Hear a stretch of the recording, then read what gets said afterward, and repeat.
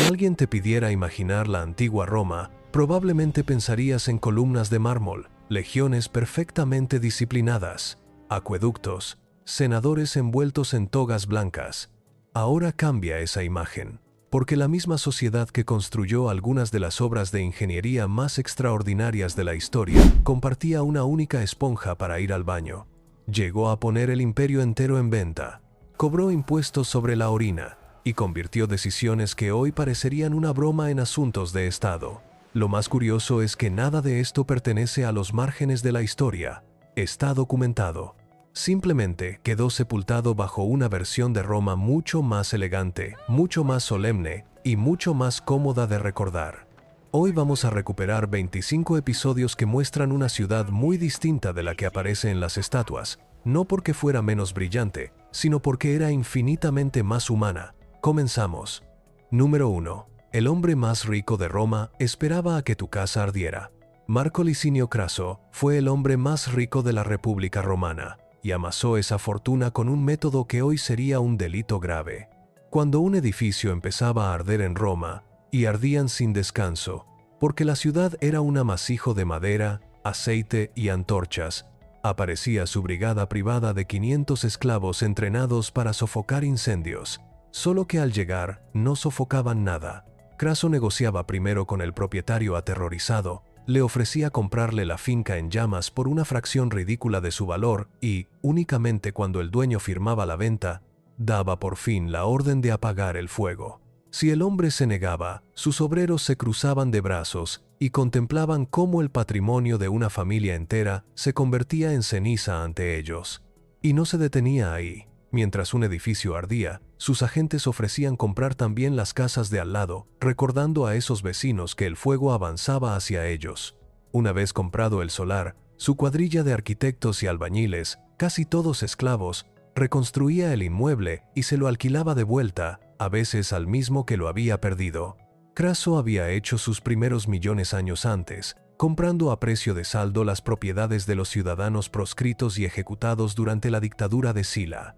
Plutarco, que reconstruyó su vida con fuentes romanas, cuenta que pasó de 300 talentos a más de 7.000 comprando la ciudad incendio a incendio. Traducido a plata pura, hablamos de más de 200 toneladas de metal precioso amasadas sobre el miedo de sus vecinos. Hay quien lo llama el primer multimillonario de la historia, y su método explica cómo lo consiguió. Entendió antes que nadie que el pánico ajeno tiene precio de saldo. Este es apenas el primer ladrillo de la Roma que no cabía en la postal. Número 2. El emperador que puso impuesto a la orina y ganó la discusión. Vespasiano heredó las arcas del Estado vaciadas por las guerras civiles, y para llenarlas grabó algo insólito que escandalizó a su propia familia, la orina. En Roma, el pis no era un desecho, sino una materia prima industrial de primer orden. Los bataneros lo recogían en tinajas puestas en las esquinas y en las letrinas públicas, porque su amoníaco era el mejor blanqueador conocido para dejar impecables las togas de la élite. En sus talleres, los operarios pisaban las prendas dentro de cubas llenas de orina diluida, igual que se pisa la uva, para desengrasar y blanquear la lana. Los curtidores, por su parte, usaban ese mismo líquido para ablandar el cuero. Ese tributo ya lo había ensayado Nerón una década antes. Vespasiano lo recuperó hacia el año 70 para tapar el agujero de las arcas, y lo cobraba a quienes compraban la orina, no a quienes la producían. Su hijo Tito le reprochó lo sórdido del asunto. El historiador Suetonio y el senador Casio Dion, dos fuentes independientes, cuentan que el emperador le acercó a la nariz una moneda de oro salida de ese tributo y le preguntó si le molestaba el olor. Cuando Tito respondió que no, Vespasiano remató: pues procede de la orina. De esa escena nació la frase que aún repetimos: pecunia non olet, el dinero no huele. Hasta tal punto quedó su nombre unido al asunto que en Italia los urinarios públicos todavía se llaman Vespasianos. Piénsalo un momento. La civilización que idolatramos por sus leyes y su arquitectura financiaba parte del Estado con el pis de sus ciudadanos, y su emperador lo defendía sonriendo. Si el segundo dato de la lista ya te descoloca, es porque nadie te enseñó esta Roma en el colegio. Número 3. La salsa que Roma echaba a todo era pescado podrido al sol. La salsa más cara de Roma se fabricaba con lo que hoy tirarías a la basura sin pensarlo: tripas de pescado dejadas a pudrir al sol. El garum era la salsa nacional del imperio, y se fabricaba dejando fermentar vísceras y sangre de pescado con mucha sal, al aire libre y bajo el sol, durante semanas o meses. El resultado era un líquido concentrado, intensamente salado, que los romanos vertían sobre casi cualquier plato, desde el pescado hasta la fruta, y que incluso mezclaban con vino y con miel.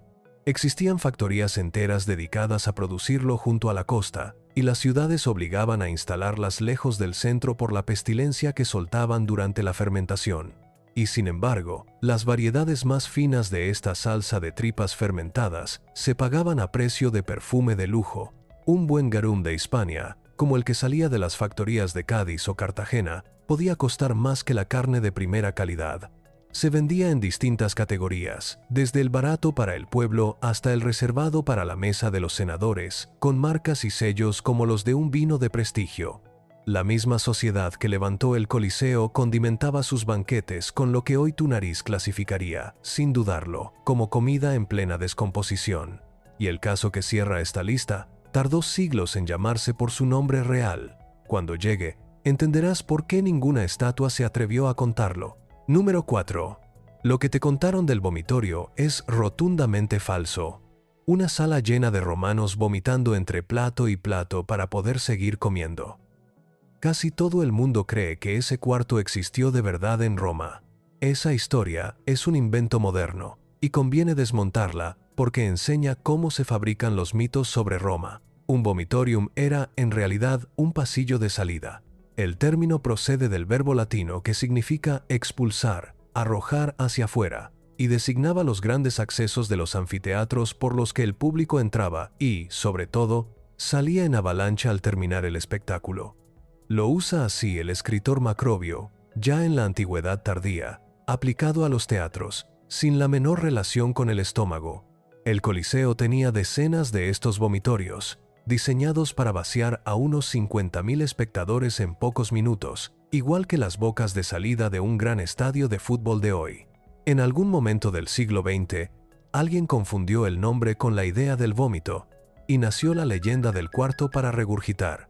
Conviene un matiz honesto.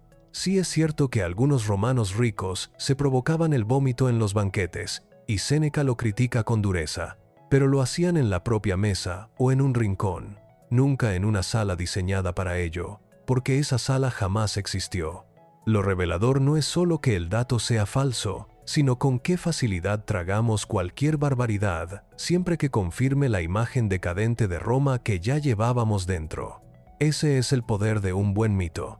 No necesita pruebas, solo necesita encajar con lo que queremos creer. Número 5.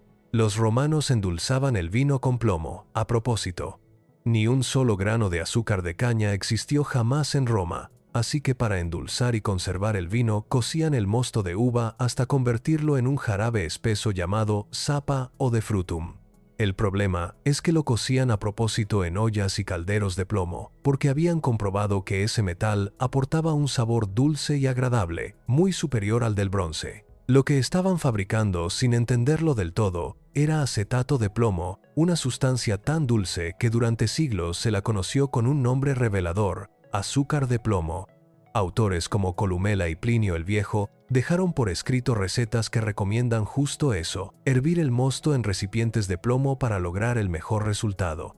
Ese jarabe se añadía al vino barato para suavizarlo, endulzarlo y evitar que se agriara, de modo que las clases altas, las que más vino aromatizado bebían, ingerían dosis notables de plomo a diario.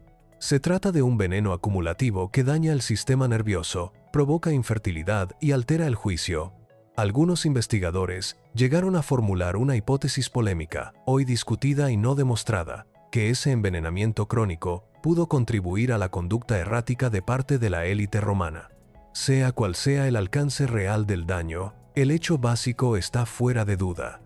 Roma se intoxicaba por gusto, copa a copa, sin sospechar del todo lo que hacía.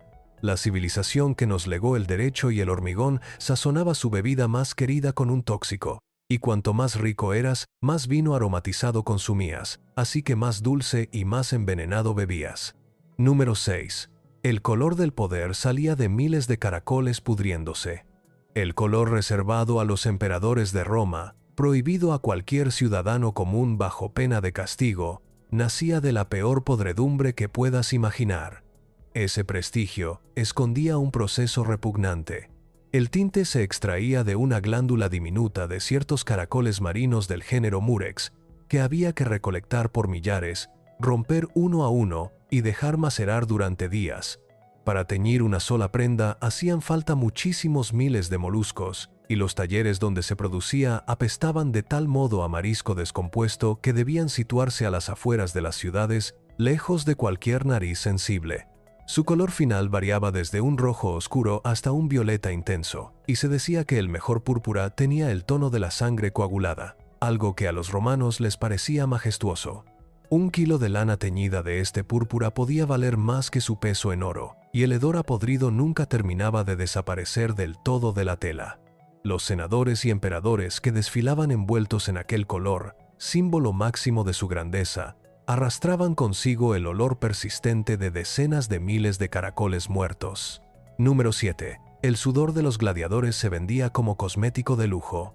Después de cada combate, los gladiadores se raspaban el cuerpo con un instrumento curvo de metal llamado estrígil para retirar la mezcla de sudor, aceite y polvo de la arena que los cubría por completo. Ese raspado sucio no se tiraba a la basura. Se recogía con cuidado, se envasaba en frasquitos y se vendía a buen precio, porque muchos romanos estaban convencidos de que el sudor de un luchador victorioso concentraba su fuerza y su virilidad. El naturalista Plinio el Viejo recoge que aquella pasta se usaba como ingrediente en cremas para la piel y hasta como supuesto afrodisíaco y remedio para dolencias femeninas. Las damas de la aristocracia pagaban por untarse en la cara aquel emplaste de sudor humano fermentado, convencidas de que las hacía más deseables, y es que los gladiadores eran auténticos ídolos sexuales de su tiempo. En un muro de Pompeya se conserva una pintada que describe a un gladiador tracio como Suspirium Puellarum, el suspiro de las muchachas, el equivalente antiguo de un cartel de estrella del pop.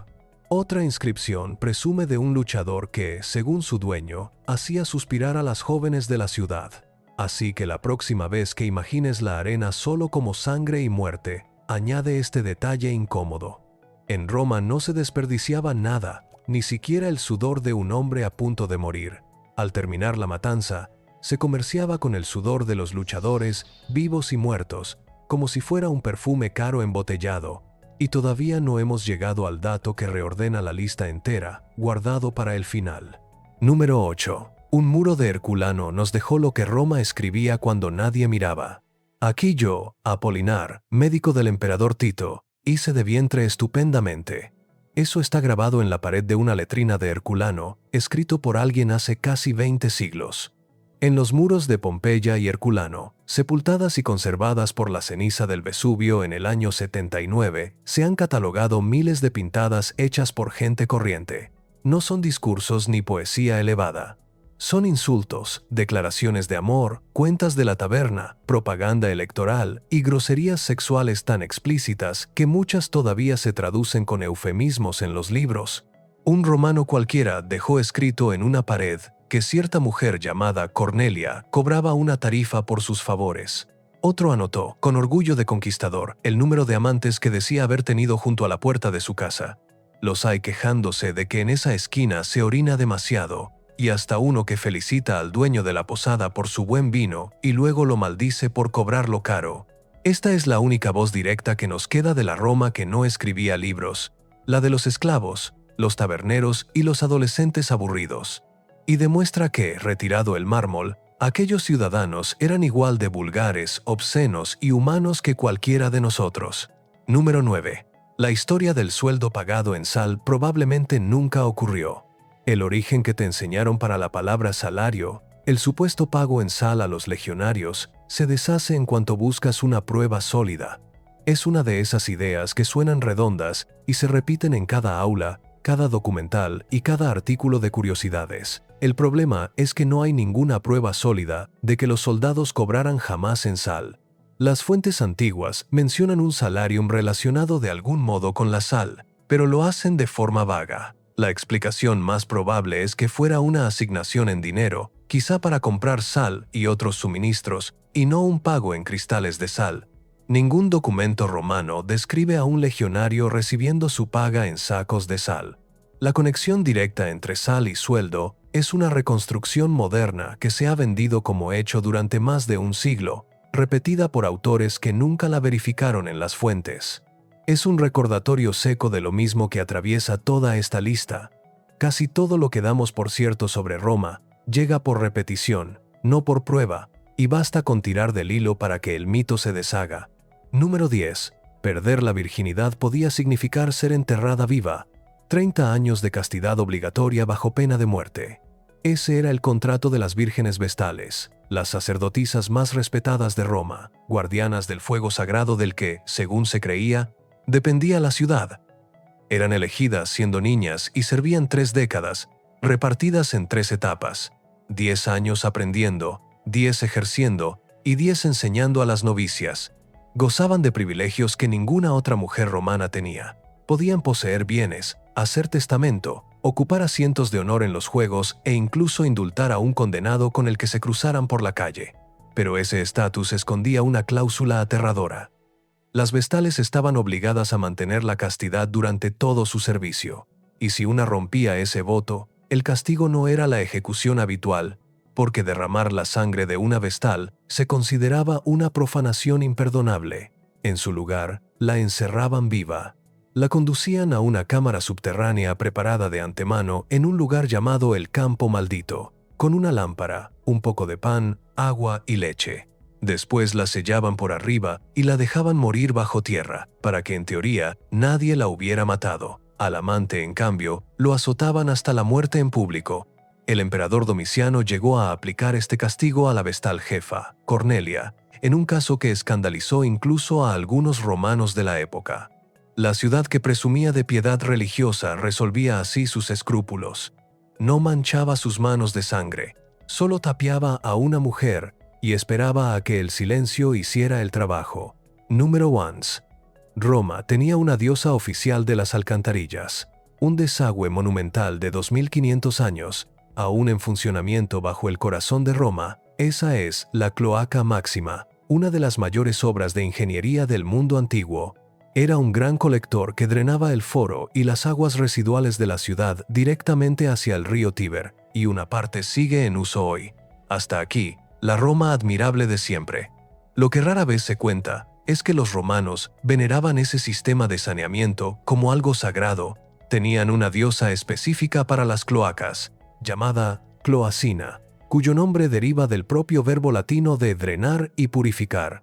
Existió un pequeño santuario dedicado a ella en pleno foro, justo sobre la boca de la gran alcantarilla, y allí se le rendía culto con ofrendas. Con el tiempo se la asimiló incluso a Venus, de modo que la diosa del amor y la diosa del desagüe llegaron a fundirse en una misma figura. Es decir, la civilización que nos presentan como cumbre de la racionalidad tenía una divinidad oficial para su red de cloacas, y quizá no fueran tan ingenuos. En una ciudad de 1 millón de personas sin antibióticos, la diferencia entre la salud pública y una epidemia devastadora estaba, sin metáfora, en que las alcantarillas siguieran fluyendo cada día.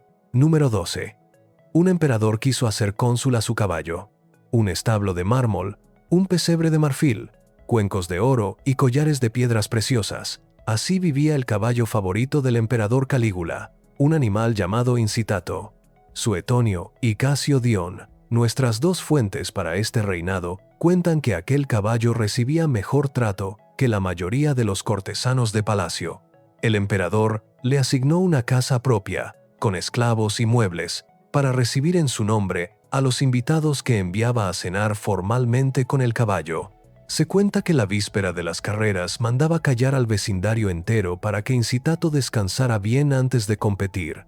Y las fuentes añaden el detalle que lo ha hecho legendario. Se decía que planeaba nombrarlo cónsul, el cargo más alto de la vieja República Romana. Conviene ser honesto con este dato. Los historiadores discuten si Calígula hablaba en serio, o si aquello era una burla calculada para humillar al Senado, insinuando que su caballo desempeñaría el cargo igual de bien que aquellos hombres. Esa segunda lectura es, para muchos, la más probable, y la vuelve todavía más demoledora, porque significaría que un emperador se atrevió a decirle a la élite de Roma, a la cara, que valía menos que un animal, y que nadie osó contradecirlo. El caballo, en cualquier caso, vivía rodeado de más lujo que la mayoría de los ciudadanos libres. Sea locura sincera o provocación helada, el simple hecho de que la anécdota resultara creíble para sus contemporáneos dice mucho del poder sin frenos que un solo hombre llegó a concentrar. CTA 2. Forma, zero verbos de petición. Lo que has visto hasta aquí es la Roma de los apetitos y el negocio sucio. La segunda mitad entra en la Roma del poder desnudo, donde un solo hombre pudo renombrar los meses del año y sentar a su caballo a la mesa, sin que nadie se atreviera a reír. Número 13. Hubo un emperador que renombró la ciudad de Roma con su propio nombre. Cómodo fue el emperador que se creyó la reencarnación de Hércules, y gobernó Roma en consecuencia, con un descaro que dejó helado al Senado. No se limitó a erigir estatuas suyas vestido con piel de león y empuñando una maza.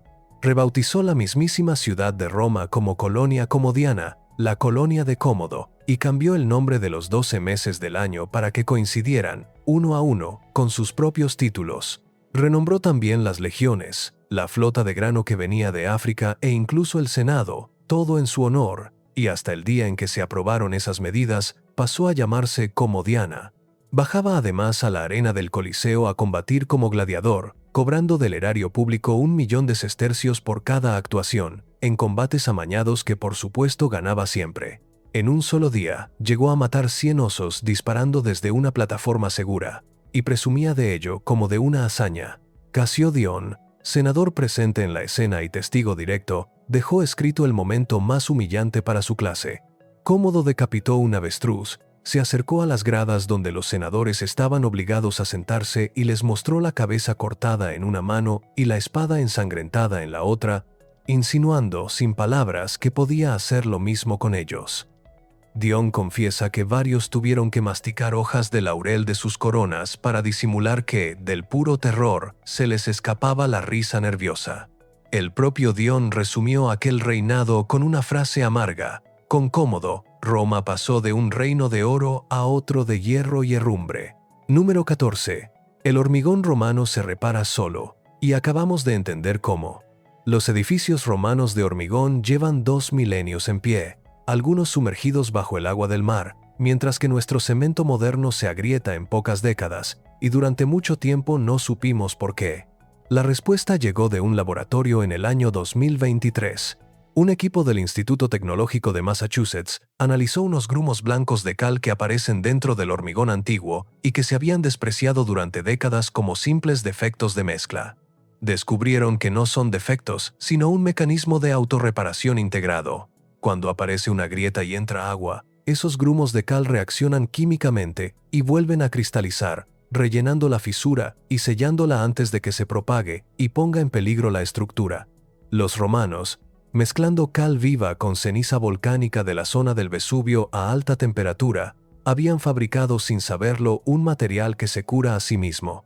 El mismo equipo demostró en el laboratorio que una muestra fabricada a la romana sellaba una grieta en un par de semanas, mientras que otra hecha, sin esos grumos, permanecía rota. Y aquí está lo incómodo para nuestra época. Durante siglos dimos por hecho que su hormigón era peor que el nuestro, cuando en realidad guardaba una lección de ingeniería que hemos tardado 2000 años en descifrar. Número 15. Nerón cenaba en una sala giratoria que imitaba el cielo, un comedor redondo que giraba sin parar, día y noche, imitando el movimiento del cielo. Durante siglos se tomó por una leyenda inventada sobre Nerón. Formaba parte de su descomunal palacio, la Domus Aurea, la Casa de Oro. Suetonio lo describía con detalle, pero muchos historiadores lo consideraban una leyenda propia de la mala fama del emperador.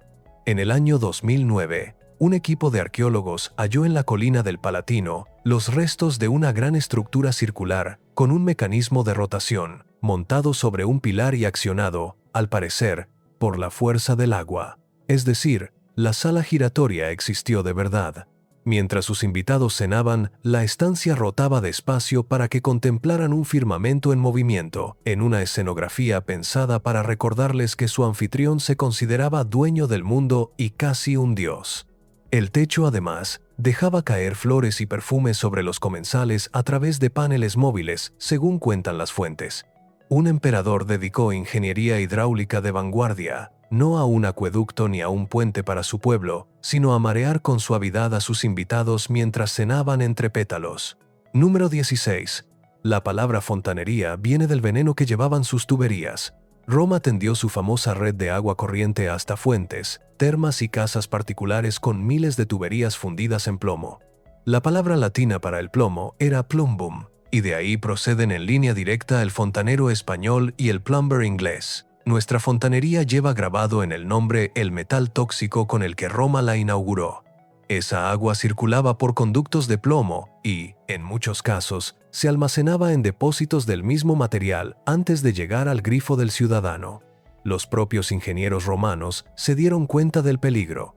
El arquitecto Vitruvio advirtió por escrito que el plomo era perjudicial para la salud, que quienes trabajaban con él tenían mal color y que el agua sabía mejor y era más sana en tuberías de barro cocido. Aún teniendo esa advertencia por escrito, siguieron usándolo a gran escala durante siglos, porque era barato, maleable y fácil de trabajar.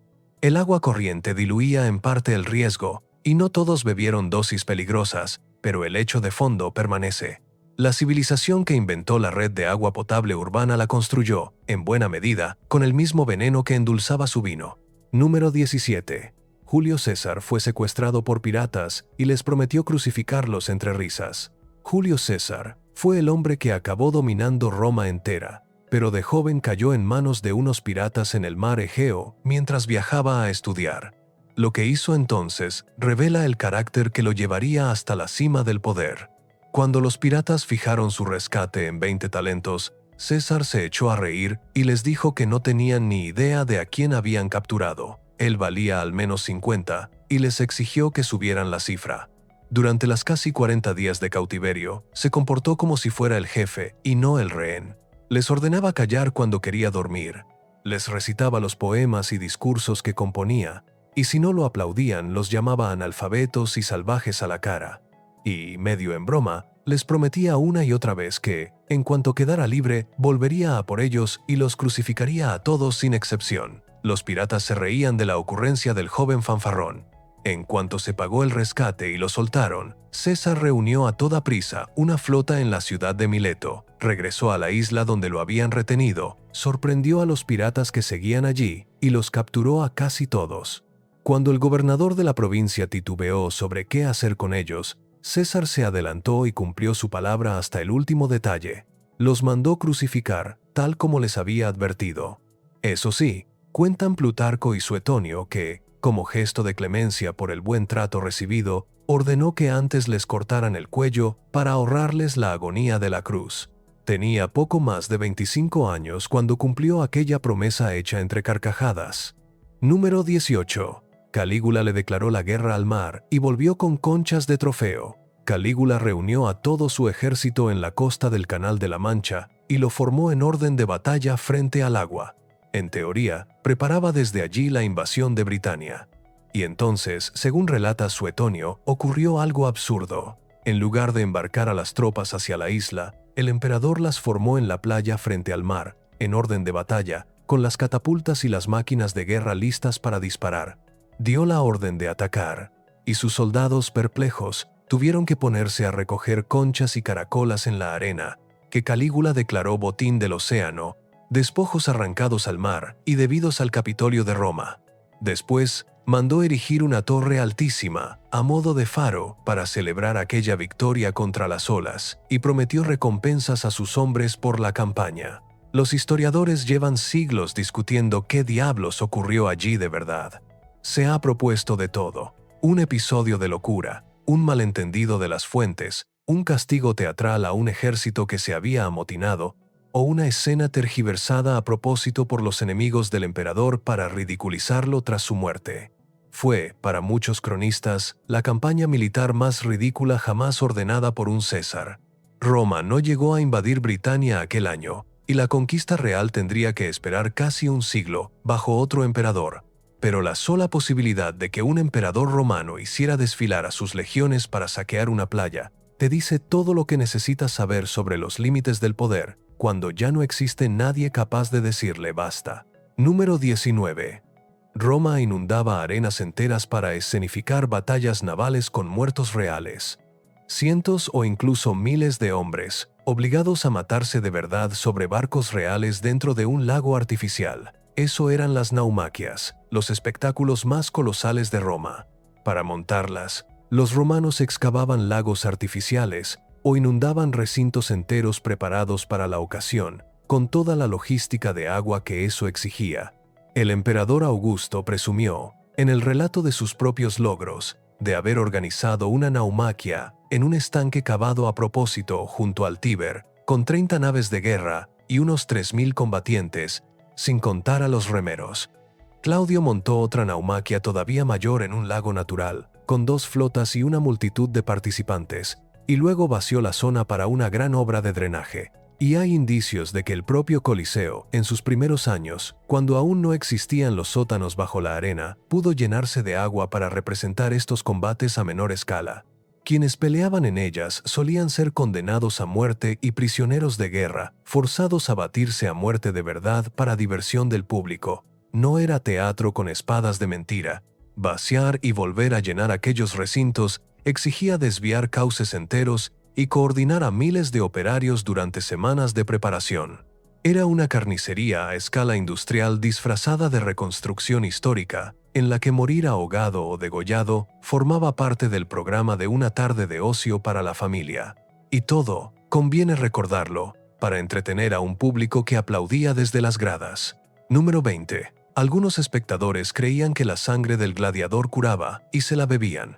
Ciertos espectadores bajaban a la arena en cuanto caía un gladiador y no lo hacían para socorrerlo, sino para beber su sangre. Varios autores romanos, entre ellos Plinio el Viejo y médicos como Celso y Escribonio Largo, describen que la sangre de los gladiadores se consideraba un remedio contra la epilepsia, entonces llamada el mal sagrado. Eran los propios enfermos o quienes los cuidaban, quienes se acercaban a los luchadores heridos o muertos para beberla todavía caliente. Algunas fuentes van más lejos y hablan de consumir también fragmentos del hígado del gladiador caído. Se creía que la fuerza vital de un hombre joven y vigoroso, derramada en plena lucha, pasaba a quien la ingería y expulsaba la enfermedad de su cuerpo. El médico Escribonio dejó constancia de que se recomendaba beberla directamente de la garganta abierta del moribundo para que conservara todo su poder. Cuando los combates de gladiadores fueron prohibidos siglos después, con la llegada del cristianismo, hay testimonios de que la práctica se trasladó a la sangre de los reos ejecutados. No era una superstición marginal de curanderos, sino una creencia médica extendida y recogida por escrito por los mayores sabios de su tiempo. La misma sociedad capaz de redactar tratados de derecho y de medicina mantenía en paralelo y sin escándalo un mercado de sangre humana consumida como fármaco a la salida del espectáculo. Para muchos enfermos desesperados, la arena no era un espectáculo, sino la única farmacia a la que podían recurrir. Número 21.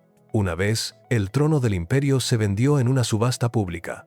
El cuerpo de élite encargado de proteger al emperador acababa de asesinarlo, y a continuación hizo algo sin precedentes en toda la historia de Roma. Puso el imperio a la venta. Corría el año 193 después de Cristo, y los pretorianos apostaron heraldos en los muros de su cuartel para anunciar a gritos que el puesto de emperador se subastaba al mejor postor. 2 hombres ricos empezaron a pujar desde fuera de las murallas, gritando cifras cada vez más altas, como quien compite por una finca en una almoneda.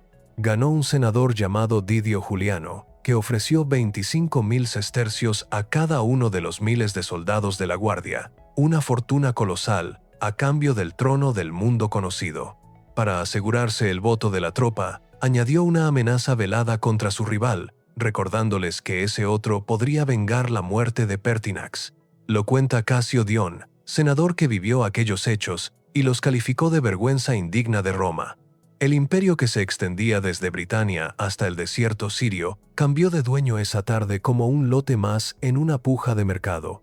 Didio Juliano gobernó apenas 66 días antes de ser abandonado por todos y ejecutado, porque un trono comprado con dinero no compra la lealtad de las legiones de las fronteras, que marcharon sobre Roma. Algunos historiadores discuten los detalles exactos de la escena, pero la idea misma de que la corona del mundo tuviera un precio de mercado, gritado sobre un muro, resume mejor que ningún otro dato lo que Roma podía llegar a ser cuando nadie la miraba. Número 22. Roma inventó la forma más limpia de borrar a un hombre de la historia.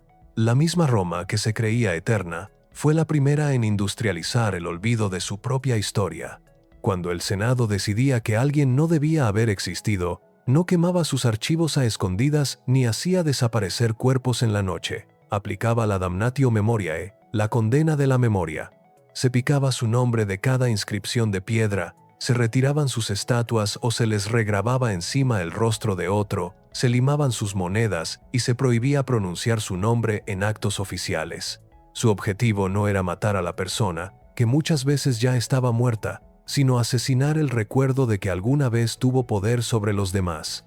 Emperadores enteros como Domiciano o el joven Geta, asesinado por su propio hermano Caracalla, fueron sometidos a este borrado oficial. Todavía hoy los arqueólogos encuentran lápidas e inscripciones con un hueco rectangular, perfectamente picado en el lugar exacto donde antes figuraba un nombre. En el caso de Geta, se prohibió incluso pronunciar la palabra que sonaba parecida a su nombre, y se borró su cara de los retratos familiares pintados. Y ese es, quizá, el dato más incómodo de todos. Buena parte de lo que crees saber sobre Roma no llegó hasta ti por casualidad, llegó filtrado, pulido y cuando hizo falta, picado a cincel. La próxima vez que veas una columna de mármol blanco e impecable, recuerda que alguien decidió, hace mucho, qué quedaba escrito en ella y qué desaparecía para siempre sin dejar rastro. Nadie debía recordar jamás a los borrados, y durante siglos casi nadie lo hizo. La Roma de mármol blanco que te enseñaron existió, pero era, en buena medida, una escenografía cuidada al detalle. Detrás había impuestos sobre la orina, incendios comprados a sangre fría, un caballo con pesebre de marfil y un trono con precio de saldo. Ninguna civilización se cuenta a sí misma tal como fue, se cuenta como quiere ser recordada. De los 22 datos que acabas de ver, hay uno que todavía divide a los historiadores sobre si ocurrió tal como lo contaron las fuentes. Si crees saber cuál es, escribe la palabra cloacina en los comentarios. Tu elección dice bastante sobre qué versión de Roma habías creído hasta hoy. El próximo expediente entra en una sola noche del imperio, hora por hora. Suscríbete si prefieres esta Roma, la del expediente real, a la versión de postal que cabe en un folleto turístico. Aquí seguimos levantando el mármol para ver qué escondía debajo.